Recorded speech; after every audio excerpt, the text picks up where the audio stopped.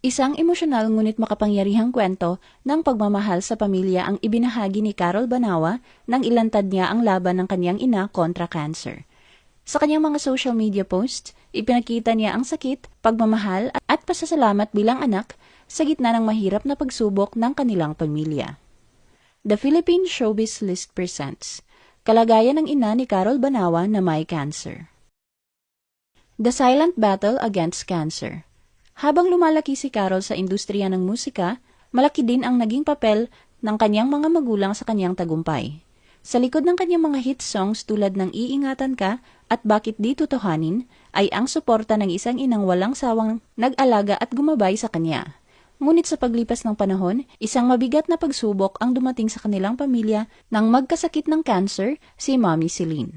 Hindi agad naging bukas sa publiko ang pamilya Banawa tungkol sa kondisyon ng kanyang ina. Sa kabila ng pagiging kilalang personalidad ni Carol, pinili nilang panatilihing pribado ang karamihan sa detalye ng sakit, kabilang na ang eksaktong uri ng cancer at mga partikular na gamutan nito.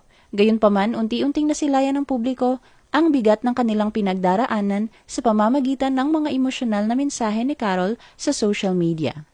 Bilang isang nurse sa Amerika, kung saan siya nakabase ngayon kasama ang kanyang asawa at mga anak, mas nauunawaan ni Carol ang komplikasyon at hirap na dulot ng cancer. Ngunit kahit may sapat siyang medical knowledge bilang healthcare professional, inamin niyang walang anumang karanasan ang makapaghahanda sa sakit nang makita ang sariling ina na unti-unting nanghihina. Bago ang pagsasapublikong ito, noong nakaraang Mother's Day post, ipinahayag ni Carol ang pagmamahal at pasasalamat niya sa ina. Sinabi niya na naging extra special ang pagdiriwang nila ng Mother's Day dahil pinahahalagahan nila ang bawat yakap, ngiti, tawanan at simpleng sandaling magkasama bilang pamilya. Ipinakita rin niya kung gaano siya kasaya at nagpapasalamat na makasama ang kanyang ina at makagawa ng mga alaalang habang buhay nilang iingatan. Carol shares letter for cancer-stricken mom. Ngunit pagkaraan lamang ng ilang araw, mas naging emosyonal pa si Carol.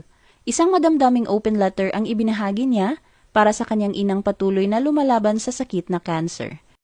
Sa Instagram nitong May 14, 2026, ipinaramdam ni Carol ang sakit na nararamdaman niya habang pinagmamasdan ang inang pinipilit pa ring malagpasan ang karamdaman. Kasama sa kanyang post ang isang black and white photo kung saan makikita ang kamay ni Carol na mahigpit na humahawak sa kamay ng kanyang ina habang ito ay nakahiga sa hospital bed.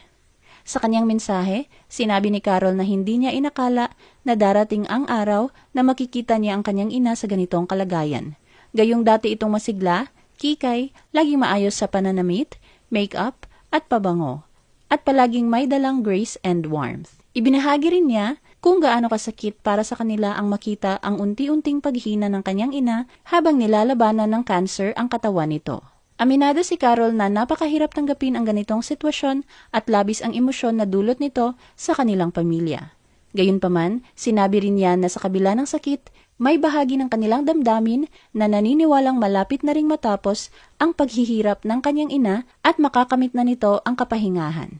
Pati na rin ang muling pagkikita nito sa kanilang ama at kapatid na nauna ng pumanaw.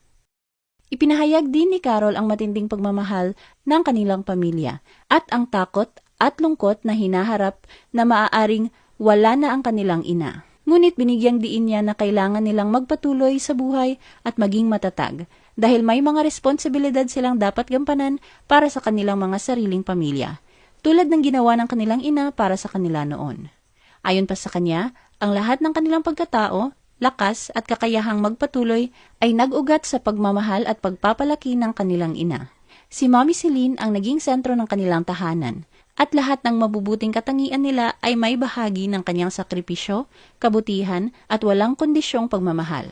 Sa huli, nagpasalamat si Carol sa kanyang ina sa pagiging tahanan at sandigan ng kanilang pamilya at sinabi niyang kapag dumating ang oras ng kanyang pamamahinga, tatanggapin nila ito at habang buhay nilang dadalhin ang pagmamahal, sakripisyo at alaala na iniwan nito sa kanila.